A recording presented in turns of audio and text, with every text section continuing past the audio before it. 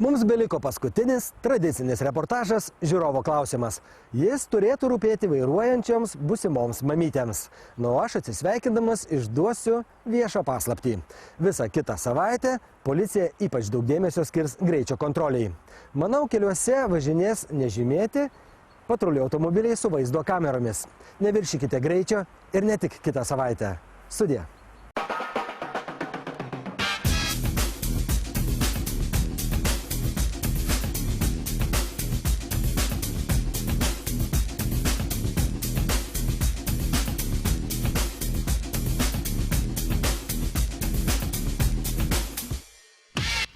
Labą dieną, aš norėčiau paklausti, ar besilaukianti moteris gali laikyti egzaminą vairuotojo pažymėjimui gauti.